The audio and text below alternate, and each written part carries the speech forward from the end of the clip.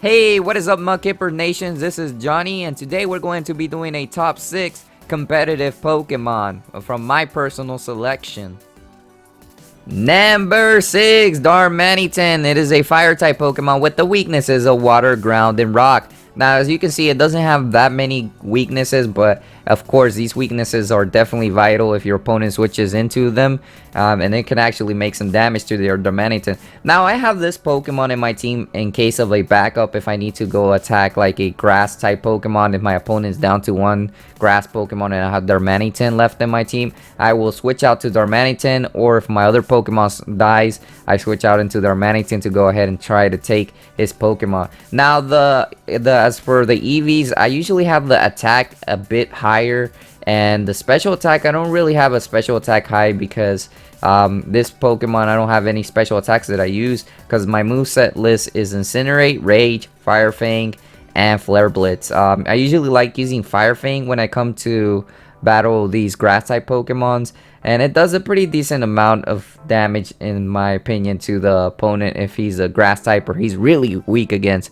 fire types. And I have the ability of Sheer Force, which allows you to remove additional effects to increase move damage. So it's a decent Pokemon. It's not the best, but I like to have it just in case if I need to take out a fire type at some point against my opponent. So it's always good to have there in my team because I like it. And it's also adamant natured, so the attack is really strong on this Pokemon. And I do have the speed a little bit higher, like around 247. The speed gives me an advantage sometimes because if it allows me to attack first, Darmanitan will definitely be able to attack first. So it's a decent one on my team. It's not the best one, but I like to have this in my competitive team. Number 5, Nidoking. It is a poison type and ground type Pokemon with a lot of weaknesses: ground, ice, psychic, and water. So this Pokemon does have a lot of weaknesses, but I have my Nidoking with Sheer Force. It's a hidden ability, I believe, called Sheer Force, which removes additional effects to increase move damage. I also carry this Pokemon with an item called Choice Scarf, and what it does, it increases the speed of your Pokemon drastically, and almost when you have the speed that increases on this Pokemon Nidoking, it really does come in handy every time you bring in this Pokemon. Alright, so here I'm going to tell you the moves that I have on this Pokemon. I have Sucker Punch, Ground Earthquake, and Rock Slide, and Mega Horn. So these are all types of different moves that have different typings like Dark, Ground, Rock, and Bug. This allows me to have like a really good coverage against certain Pokemon. Now, since I use it with Choice Scarf, you can only use that attack, that move. So what I usually do with the strategy of this Pokemon Nidoking, I usually bring it in when another Pokemon faints, or bring it in when I first start off in the match as well. It could be sometimes it's a good idea to bring it in the beginning of the match if you're going to go against a Pokemon that's going to get really weak against this Pokemon. But it's mainly recommended to have it once a Pokemon in your team faints, because then you can switch into it and it'll have the Choice Scarf and you'll be able to attack first. Most likely if you have the speed at a decent high amount. I have my speed at a decent high amount with like 269. So you know, if you know the EV points, you know how to get the speed a little bit higher.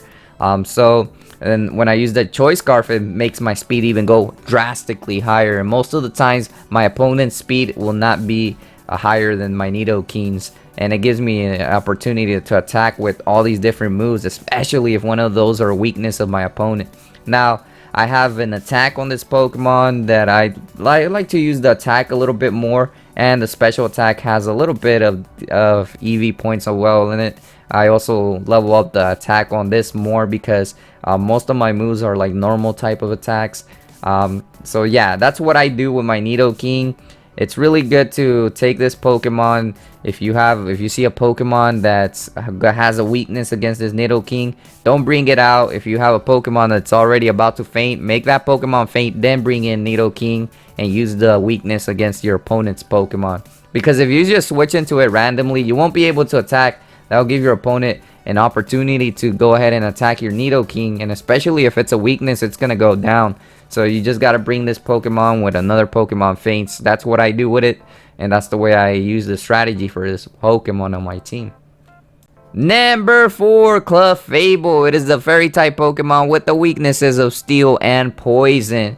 Now, I like Clefable because it has an ability called Magic Guard. And the ability Magic Guard, the Pokemon only takes damage from attacks. And what this means that it will only take damage from attacks, not from poison or burn or etc. Things that would make your health go down. The only outside about Magic Guard that is basically when you use Magic Guard, you can still get paralyzed, so that's not out of the question for Clefable. But if they use poison or anything like toxic on your Pokemon to try to poison your Pokemon, or go ahead and try to burn it, it will not take any damage, which is really useful if you look at it in some certain way. Now, mine has a bold nature, but I don't think it really matters what kind of nature you have, but it depends on you. I would like to go on the defensive side when I get a Clefable, so bold nature gives you a defense and an attack that a little higher, but not really that much, but it's a decent amount. And it has a special defense, so I kind of equally balance out all of the stats so they can look pretty balanced. And yeah, definitely the defense is what I have a little bit higher on this Clefable, and a little bit on the attack, but mainly the defense and the special defense and special attack are kind of balanced. Now, I don't really have a speed on this because I don't really care about it. Now, I like to have this Pokemon with leftovers because it always allows me to get like a little bit more of HP each round, because this is like a stall Pokemon. We're gonna call it the stall Pokemon because it does have a lot of HP as well. When I put it in my Pokemon, it's about 400 HP, close to 400, like 394 is what mine has. And I like the way this Pokemon is. And the attacks that I actually have on it is Moonlight. Moonlight allows you to regenerate some health at some certain point. So if your opponent is just attacking you with small hits and that really don't affect you from your weakness, you can always use Moonlight and go ahead and keep healing yourself. Now, I have Moonblast on this. That's really good attack. That really, of any attack, this is the strongest attack that you'll probably have on Clefable. But you had to do some certain things before you make that attack go a little bit stronger. And then I have Flamethrower. This could help you in certain situations with grass types. It's kind of the weaker type of fire attack, Flamethrower, but it helps if you're going against a grass type. And the final move that I have on this is Calm Mind. Calm Mind is really strong and really good to have on your Pokemon Clefable, because this will allow to make your Moonblast a little bit more efficient and more strong as you go on in battling. If you keep using Calm Mind, if you keep using it in the beginning, if your opponent is just attacking your Clefable with Pokemon that have no weaknesses, keep using Calm Mind. It will give you a really good special defense rise, and it will give you a good decent attack. And this will help a lot when you come to use Moonblast, and that's why I really like to have this. And I think Clefable really does deserve number 4. Number 3, Sableye, the dark and ghost type Pokemon with just one weakness of Fairy. And this is a really good Pokemon, and my ability for this Pokemon has Prankster, which gives priority to a status move, which is really good. And it has a nature of calm, which allows my attack and special defense to be a little bit higher, but usually it just comes in handy for my special defense for this Pokemon. And pretty much everything else is balanced, except the special defense is a little bit higher than all the other stats, and it has a 304 HP as well. Now, this Pokemon, I usually have an item held by the Mega Evolution Stone, Sableye, because I like to have this Pokemon Mega Evolve, because it definitely raises up some stats, I believe. I don't know if it's the special defense, I'm not sure. Correct me if I'm wrong, but it raises it up, and it allows my Pokemon to become more defensive and stronger. And this helps a lot because I'll be able to stall my Pokemon in a battle when I want to go ahead against my opponent. They'll get stalled. Now let's go into the moves of what Pokemon this Pokemon has on my team. It has Will-O-Wisps. I like to have Will-O-Wisp because certain Pokemons, their power decreases once you use the Will-O-Wisp on a certain opponent. Not all of them, but on certain ones they do decrease, making them harder for you to attack, stronger and attacking you and taking out your HP more. The second move that I have is Recover. I always like to have Recover because I have to recover my Pokemon's HP, because this is a stall Pokemon. and it's really good to have that recover when you need it at certain times. Then I have Calm Mind. Calm Mind, as you know, is Clefable. It raises up your special defense and special attacks, I believe. Correct me if I'm wrong. Oh, yep, special attack and special defense, which is a really good attack to have there. And then I finally have a Dark move, just in case if a Dark Pokemon may be coming by that I need to take out from my opponent. And it has the ability, maybe sometimes they may flinch, but who knows, you probably will get the flinch, so it's pretty cool. And it's good to have on there. It has a decent attack, but once you raise up the Calm Mind, you can use these attacks very well against your opponent. And that's pretty much it that I have for this one. I like it the way I have it, but Sableye is a pretty good competitive Pokemon. Number 2, Swampert. It is the water type and ground type Pokemon with the weaknesses of grass, but grass really does some damage to Swampert, so you gotta watch out for grass when you play in Swampert. Now Swampert is the Pokemon that I really like, and not just because I like Mudkips, but it's really good in Pokemon battles. This is a pure tank Pokemon. I must say that it's one of the strongest ones. Now, I personally have mine with the ability of Torrent, which powers up water-type moves when the Pokemon is in trouble. This will power up some of my moves that I may have with water-type, which may come in handy when his health is a little bit decreased. Now, one thing I like about Swampert is that it really has a lot of HP. This Pokemon has like 404 on mine of HP. And I have the nature of Adamant. I really want to have that special attack and attack. Now many people can actually have different natures like special defense or defense, but I like special attack and attack because I like to attack my opponents. I want to make sure I can attack my opponents pretty good, so I have that on my Swampert. Now I have it pretty much balanced out on 200s, on the 200s, like the 280 around there, on attack, defense, and special defense. And my speed is not the greatest, so it's kind of slow, but it still has a decent amount of 156 speed, and it's the defense is pretty well too. This Pokemon can take hits from several different typings because they're not its weaknesses, and that's what I like about Swampert. Now let's go into the moves. I usually use Toxic on it because in certain situations I just want to bring in Swampert as a staller and then switch him out.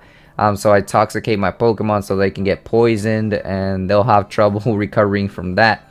Then I have Ice Beam on this. Now I personally never carry like a Pokemon in my team that like ice to prevent that.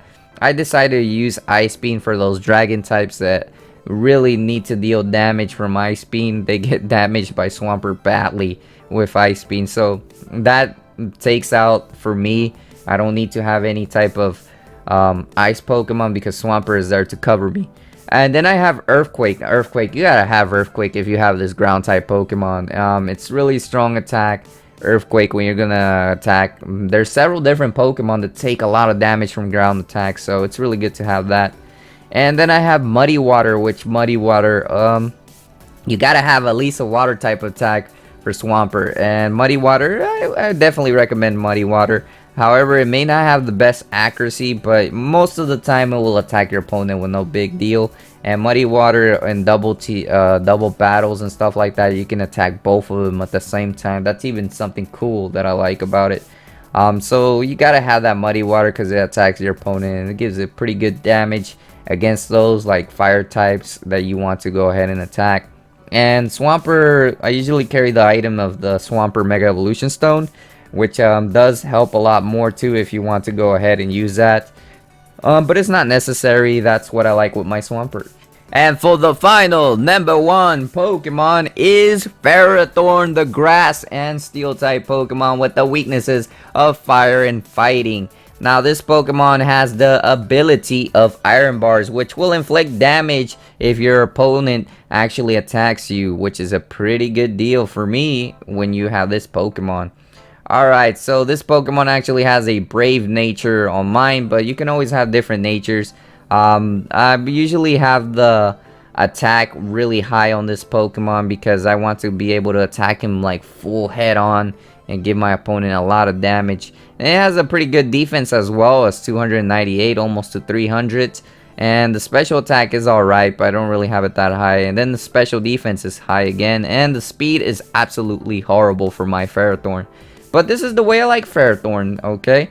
And usually the item that I give Ferrothorn could be Rocky Helmet. A Rocky Helmet is a really good useful attack, because if the opponent Pokemon attacks you and he makes contact to your Pokemon, that's going to inflict some extra damage from the Iron Barbs, and the Rocky Helmet is going to inflict even some more damage to your opponent. So your opponent has to watch out if they're gonna make contact to you. But if they have a move that doesn't make any type of contact, well, then this doesn't work. But most of the times your opponent will definitely have a contact move. Now the moves that I have on here are Power Whip. Power Whip is a grass type move, which is it's kind of decent. It gives a lot of damage to your opponent, but it has a really low accuracy. But most of the times when I use Power Whip, I really do attack the opponents. It's just been a couple of occasions where I probably miss, but Power Whip really does a really good damage, especially against those Pokemon that are weak against it. Alright, so Gyro Ball is a steel type move. This is a really high speed move. It really depends on how your opponent, if your opponent is a little bit slower, let's say in power or something like that, this move will attack higher. So usually randomly it'll attack higher or lower depending on it. But if you're going against a Pokemon that really doesn't have isn't weak against grass type moves, you can go ahead and use that Gyro Ball, and it might actually do some really good damage against your opponent.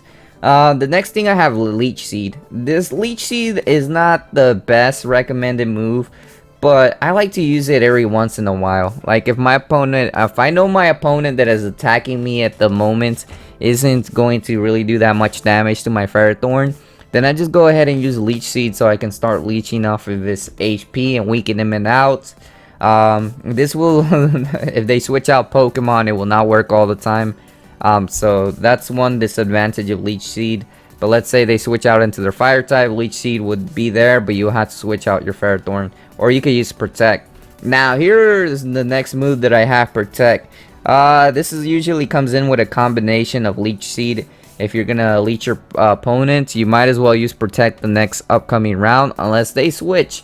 That's kind of a strategy that people use, but many people already know about the Protect strategy, where you protect your Pokemon and use Leech Seed so you can get health each round, and then you switch out of that Pokemon and go into a different one, which is really decent, but not really necessary. But this is the way I like running my Ferrothorn, because it has helped me a lot when it comes to battles.